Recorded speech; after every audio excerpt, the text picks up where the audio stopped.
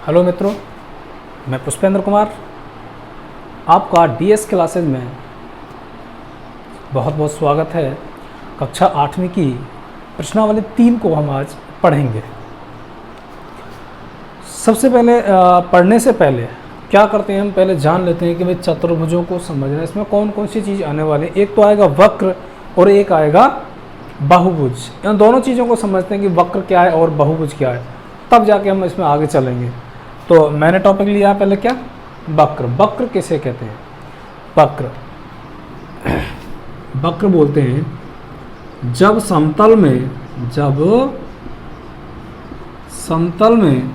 Pencil को हटाए बगैर, जब समतल में पेंसिल या फिर पेंसिल को बिना हटाए बिंदुओं को मिलाया जाता है, बिंदुओं को मिलाया जाता है तो वक्र प्राप्त होता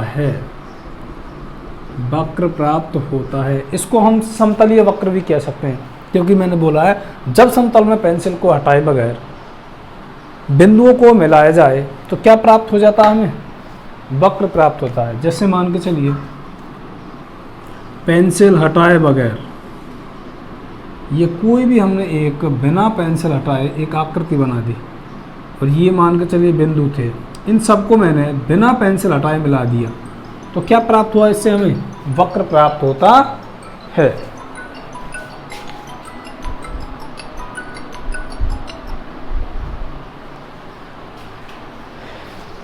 इसके बाद में 1 पॉइंट 2 पॉइंट और इस तरह से ये ले लिया। ऐसे भी ले सकते हैं। ये सभी क्या है? वक्र है भाई। पेंसिल को हटाए बगैर ये सारे बिंदु मिला दिए तो क्या प्राप्त हो गया? हमें वक्र प्राप्त हो गया। इस वक्र को जब समतल में पेंसिल को हटाए बगैर बिंदुओं को मिलाया जाता है तो क्या कहलाता है? वो वक्र कहलाता है। अब इस वक्र के प्रकारों में हम पढ़ेंगे। पहला कौन सा पढ़ लेते हैं? खुला वक्र। खुला वक्र किसे कहते हैं? खुला वक्र बोलते हैं जिस वक्र का प्रारंभिक व अंतिम बिंदु अलग अलग हों,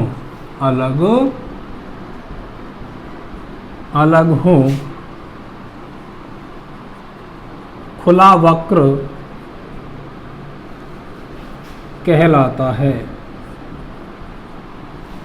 क्या कहलाता है? खुला वक्र कहलाता है। शर्त क्या है कि उसका प्रारंभिक एवं अंतिम बिंदु दोनों क्या होने चाहिए? बिल्कुल दोनों अलग होने चाहिए। इस तरह से ये प्रारंभिक बिंदु, अंतिम बिंदु यहाँ आ गया भाई, ये दोनों अलग है। इस तरह से ये गया, लेकिन ये अंतिम बिंदु और प्रारंभिक बिंदु कहाँ हो गए? दोनों अलग हो गए, यानी कि वो खुला वक्र बन गया। ये प्रारंभिक और ये अंतिम बिंदु दोनों क्या हैं? अलग अलग है, इसलिए क्या कहेंगे? इसको हम खुला वक्र। इसके बाद कौन सा आता है हमारा? बंद वक्र।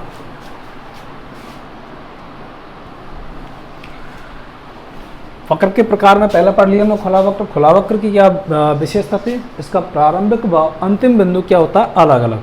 एक होता है इसके बाद में बंद वक्र। क्या होता है? बंद वक्र। तो बंद वक्र में क्या होता है भाई? यहाँ लिख लिया बंद वक्र। बंद वक्र में होता है कि इसका प्रारंभिक व अंतिम बिंदु दोनों के दोनों एक ही होते हैं।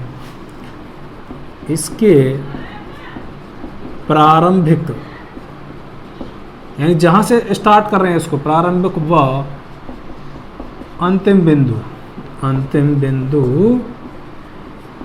एक ही हो। इसके प्रारंभिक व अंतिम बिंदु एक ही होते हैं भाई। एक ही होते हैं। तो इसको क्या कहेंगे? बंद वक्र। जैसे मान के चलिए यहाँ से स्टार्ट किया और ये जा कर के वापस उसी जगह पर रुक जाता है, तो क्या हो गया? बंद हो गया। इस तरह से ये हो गया बंद वक्र। ये भी कर सकते हैं क्योंकि बंद है, क्योंकि यहाँ से स्टार्ट किया और यहीं आके रुक गया, तो क्या कहलाएगा? बंद वक्र। खुला वक्र में दोनों अलग अलग होते थे। इसके बाद में कौन सा आता हमारा? साधारण या सरल वक्र। साधारण या फिर सरल वक्र, तीसरे नंबर का ये आता भाई, साधारण या सरल वक्र। इसमें क्या होता है कि साधारण एवं सरल वक्र में इसका ये होता है कि जो वक्र अपने आप को कहीं भी नहीं काटते हैं वो क्या कहलाते हैं? साधारण या फिर सरल वक्र कहलाते हैं। ये वक्र आपस में कहीं नहीं काटते हैं, कहीं पर भी नहीं काटते हैं, इसलिए क्या कहलाते हैं? साधारण या फिर सरल वक्र कहलाते हैं। जैसे यहीं से स्टार्ट हुआ, ये गया और ये मिला दिया, काटा नहीं है, उसी जगह पर रुक गया आके, तो क्या कहलाता है? सरल वक्र। मान के चलिए ये बना दिया हमने, कोई भी काटा नहीं है, कहीं भी बाहर रुक गया, यानी खुला हो या फिर बंद हो, इससे कोई मतलब नहीं है, सरल वक्र।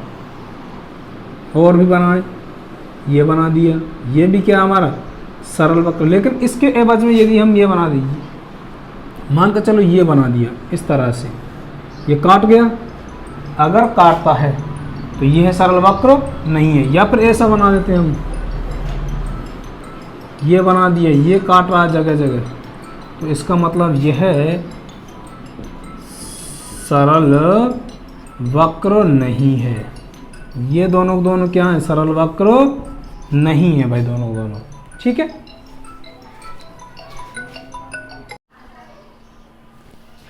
एक इसमें लास्ट अंत में कौन सा? सरल बंद वक्र। सरल बंद वक्र, इसको ले लेते हैं भैया हम। सरल बंद वक्र, इसको ले लेते हैं। इसमें क्या दे रखा था भाई? देखो, खुले वक्र में प्रारंभिक व अंतिम बिंदु दोनों अलग अलग, बंद वक्र में जहां से स्टार्ट करेंगे वहीं आके वो खत्म हो जाता है उसी बिंदु पर आकर के। साधारण या सरल वक्र में क्या था? ये वक्र आपस में कहीं पर भी नहीं काटते हैं, जो बिंदु है वहीं पर आकर रुक सकता है या फिर खुला भी हो सकता है। ये आपस में काट रहे हैं जगह जगह, तो इसका मतलब ये है सरल वक्र नहीं है। अब दे रखा है सरल बंद वक्र, ऐसे वक्र जो आपस में काटते भी नहीं है लेकिन वो बंद भी होते हैं। ऐसे वक्र आपस में कहीं नहीं काटते व बंद भी होते हैं। इसकी शर्त क्या है कि भाई ऐसे वक्र, पहली बात तो कहीं काटते नहीं है, और दूसरी बात क्या होते हैं? बंद भी होते हैं। जैसे मान के चलो ये आकृति, ये बन गई भाई, ये बंद भी हो गया और काट भी नहीं रहे। ठीक है, ये आकृति काट भी नहीं रहे और बंद भी है, तो इन्हें क्या कहेंगे हम? सरल बंद वक्र। वक्र चार तरह के, खुला, बंद, साधारण, साधारण बंद वक्र। दूसरा आता है इसमें, वक्र के अलावा आता है इसमें बहुभुज। वक्र पढ़ लिया, उसके बाद में आता है बहुभुज। वक्र में क्या था? वक्र में ये था कि भाई हम बिना पेंसिल उठाए बिंदुओं को जोड़ते हैं, लेकिन बहुभुज में क्या होता है? केवल रेखाखंडों से बना, केवल रेखाखंडों से बना सरल बंद वक्र, सरल बंद वक्र बहुभुज कहलाता है। बहुभुज कहलाता है। क्या इसकी शर्त? केवल रेखाखंडों से बना होना चाहिए। अब उसमें कहीं भी घुमाव नहीं होना चाहिए। जैसे ये रेखाखंड, रेखाखंड ने चारों के चारों ही, यानी सीधी सीधी हमारी भुजाओं द्वारा कहें तो ये इस तरह से,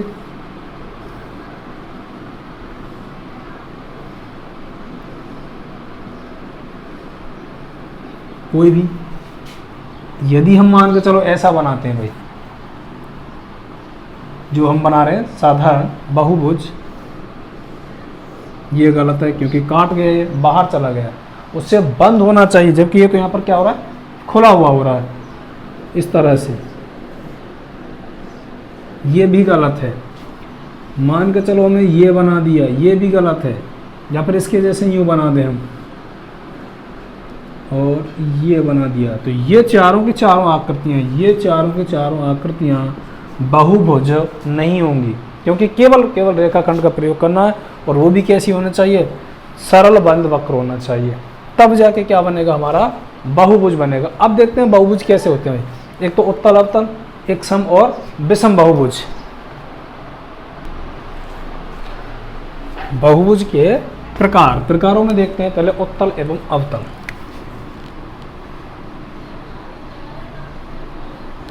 उत्तल बहुभुज, और इसी में दूसरा कौन सा आएगा, अवतल। दूसरा कौन सा आ जाएगा, अवतल।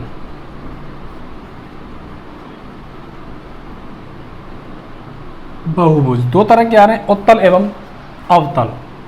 उत्तल में क्या होता है, इस बहुभुज के सभी कोण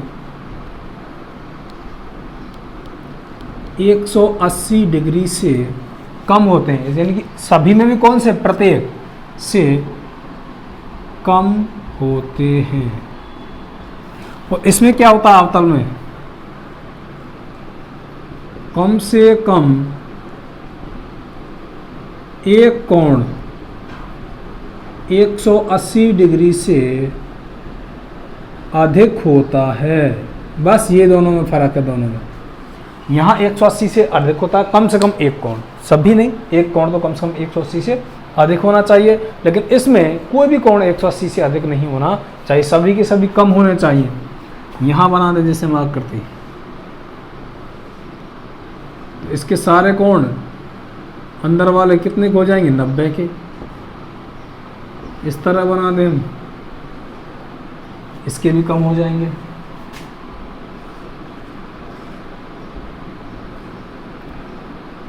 कोई भी कोण कितना होना चाहिए, 180 से कम होने चाहिए, सभी की सभी, सब कम बैठेंगे। अगर हम ये देखें 180 से अधिक, ये आकृति बना रही भाई,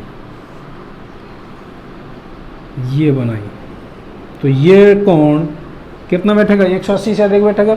180 का क्या होता है, सरल रेखा होती है। अगर हमने यहाँ कोण बनाया तो ये कितने का होता है, 180। जैसे ही इसको और नीचे ले जाएंगे तो ये 180 से क्या हो जाएगा, ज़्यादा हो जाएगा। इसलिए इसमें एक कोण क्या होता है, कम से कम एक कोण 180 से अधिक होता है। और बनाऊं मैं आकृति इस तरह की, ये बना दी, तो ये भी क्या है, 180 से अधिक बन गया। इसलिए इसको क्या कहते हैं, अवतल बहुभुज कहते हैं। साधारण सी पहचान बताता हूँ, जिसका भाग कहीं भी एक भुजा अंदर धसी हुई हो, वो तो कौन से में आएगा, अवतल में, अंदर धसी हुई होनी चाहिए। और जिसकी भुजाएं सभी उभरी हुई हो, वो सब क्या कहलाता है, उत्तल बहुभुज। इसके अलावा आएगा सम और विषम। उत्तल एवं अवतल के बाद आता है सम एवं विषम बहुभुज। सम बहुभुज, और दूसरा आता है कौन सा, विषम बहुभुज। ये आ गया, यानी ऐसी आकृति या फिर ऐसा बहुभुज जिसके सभी कोण, इसके सभी कोण व सभी भुजाएं, सभी भुजाएं समान होती हैं, तो इसे क्या कहते हैं, समबाहुभुज। इसमें क्या होता है, इसमें सभी कोण व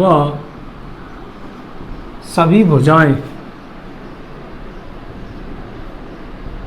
समान नहीं होती, समान नहीं होती हैं। ये दोनों में अंतर है भाई। इसमें तो प्रत्येक समान होगी, लेकिन इसमें प्रत्येक समान नहीं होगी। जैसे मैं बना देता हूँ इसको भाई, ये बना दिया, प्रत्येक कोण 60 डिग्री। तो जब 60 डिग्री है तो इसकी भुजाएं भी क्या हो जाएंगी, तीनों तीनों बराबर। इसको बोलेंगे हम समबाहु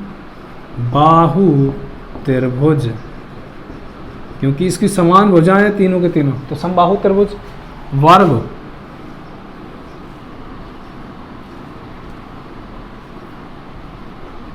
वर्ग में चारों कोण कितने डिग्री के हो जाएंगे, 90 डिग्री के। तो चारों भुजाएं भी कैसी आएंगी इसके वर्ग, इसकी सभी भुजाएं व सभी कोण बराबर होते हैं, वो सभी क्या कहलाते हैं, समबाहुभुज। जिसके सभी कोण व सभी भुजाएं अलग अलग हों, दो भुजाएं बराबर लेकिन ये तीसरी अलग है।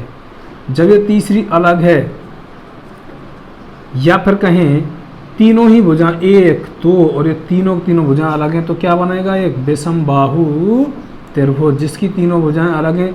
जब भुजाएं अलग हैं तो कोण भी अलग अलग हो जाएंगे। यहां ले लेते हैं कैसे, आयत।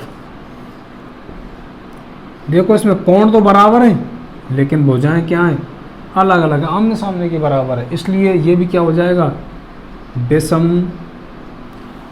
विषम बहुभुज हो जाएगा। ये क्या हो जाएगा, विषम बहुभुज।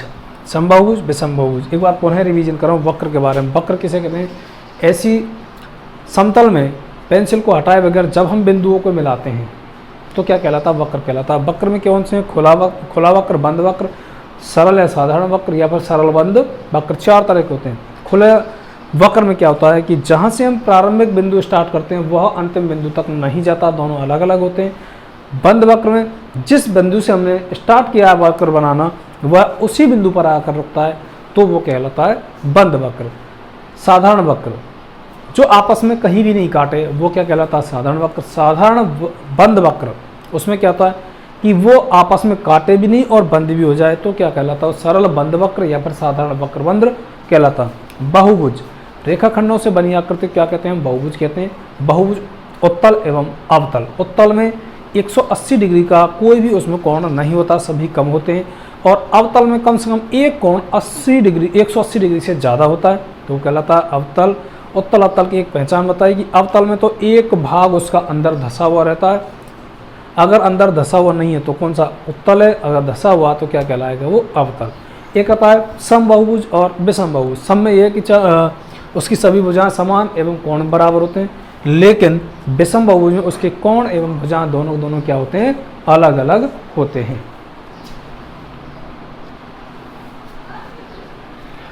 फिर इसमें आता है एक विकर्ण। क्या देखते हैं, विकर्ण। विकर्ण की जब परिभाषा देखते हैं तो हम देखते हैं किसी बहुभुज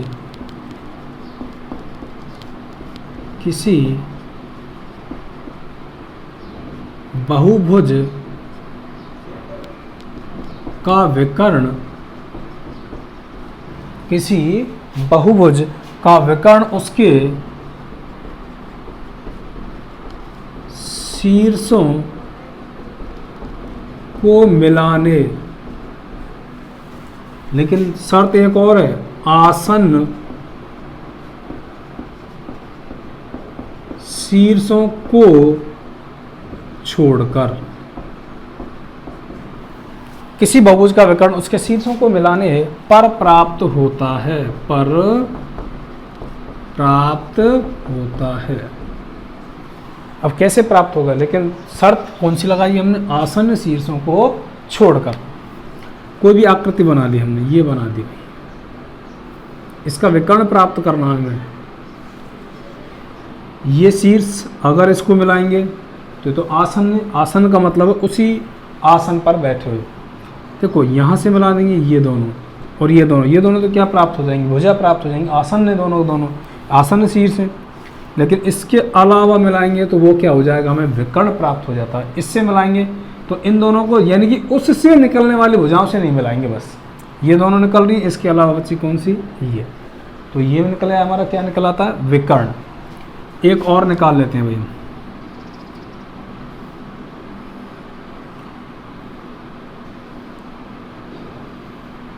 मान के चलिए ये आकृति ले ली हमने, इससे निकालेंगे तो ये भुजाएं दोनों, इनको छोड़ेंगे तो ये निकल गया और ये निकल गया, दो हो गए। अब यहाँ से निकालते हैं, ये बगल वाले नहीं लेंगे, ऊपर जाएंगे और इधर को ये लेंगे, ठीक है। अब यहाँ से लिया तो ये दोनों तो छोड़ देंगे, लेकिन इसके अलावा ये और ले लेंगे। तो इस तरह से हमारे क्या निकल रहे हैं, विकर्ण प्राप्त हो जाते हैं आसन्न शीर्षों को छोड़ करके।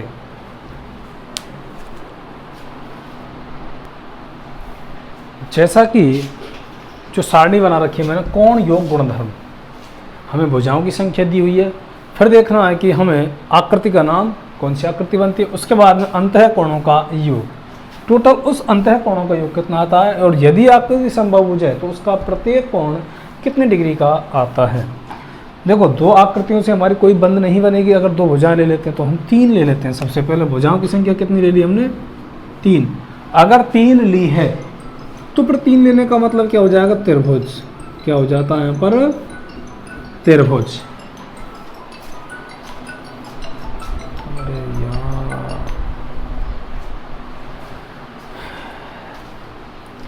3 भुजाएं ली तो क्या बन गया, त्रिभुज। अब त्रिभुज, यहाँ n का मतलब भुजाओं की संख्या है, तो n का मतलब क्या हो जाएगा, भुजाओं की संख्या। तो 3 रखते हैं n की जगह पर, 3 में से 2 गए तो कितने बच्चे, 1 का गुणा करते हैं 1 से, तो अंतः कोणों का योग कितना आ जाएगा यहाँ पर, 180 डिग्री। 180 डिग्री।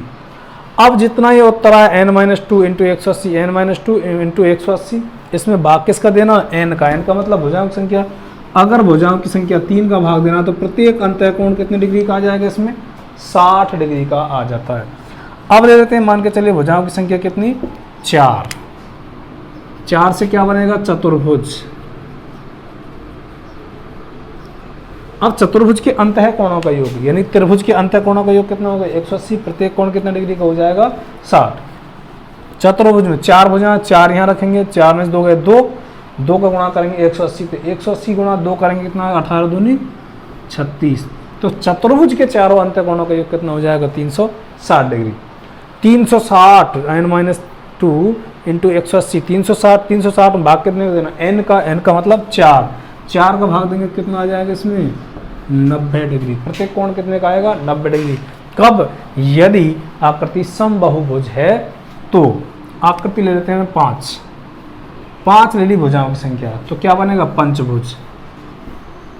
पंचभुज बन गया भाई। जब पंचभुज बन गया तो इस 5 को रखेंगे हम n की जगह पे, 5 रख लिया, 5 में से 2 गए तो 3 गुणा करेंगे 180, 18 तिया 54, तो कितना आ जाएगा, 540। 540 में भाग देंगे कितने का, n यानी कि 5 का, तो 5 एकम 5 और 5 8 40, तो प्रत्येक कोण कितने डिग्री का आ गया, 108। इसके अलावा ले लेते हैं कितनी, 6 भुजाएं हैं। अब 6 को रखेंगे इसकी जगह पर, सॉरी 6 से बन जाएगा षडभुज, ठीक है, षष्ठभुज या फिर षडभुज बोल सकते हैं इसको। 6 का लिया, 6 में 2 गए तो 4 गुना 180 करेंगे, 18 चौक 72, 720 आ रहा है। 6 का भाग देंगे हम यहाँ पर, तो प्रत्येक कोण कितने का आ जाएगा, 120 डिग्री का आता है। इसकी अब ले लेते हैं 8। इस तरह हम आगे चलते हुए चले जाएंगे। अष्टभुज, तो अष्टभुज 8 को रखेंगे n की जगह पे, 8 आ गया, 8 में से 2 गए तो कितने बचेंगे, 6 गुणा 180 करेंगे तो कितना आ जाएगा, 108। 18 कम 18, 18 तिया 54 और 108 यानी कि 1080। कितने का, 8 हो जाएंगे तो टोटल कितना आ जाएगा, 1080। अब 1080 में भाग देना n का, 8 का देंगे तो कितनी आ जाएगा, 8 एकम 8, बचा कितना, 2, 8 तिया 24, बचेगा 4, 8 पंजू 40, तो कितना आ जाएगा, 135 डिग्री का प्रत्येक कोण आता है। इस तरह हम आगे भी और बहुभुज हम निकाल सकते हैं। तो बहुभुज में अंतः कोणों का योग निकालने का सूत्र n-2 गुणा 180, और यदि प्रत्येक कोण का निकालना तो n-2 गुणा 180 में भुजाओं की संख्या का भाग देना बस, जो कि n है हमारे पास में, ठीक है। त्रिभुज के तीनों अंतःकोणों का योग कितना 180, चतुर्भुज का 360, पंचभुज का 540, षष्ठभुज का कितना होता है 720 और अष्टभुज का होता है 1080।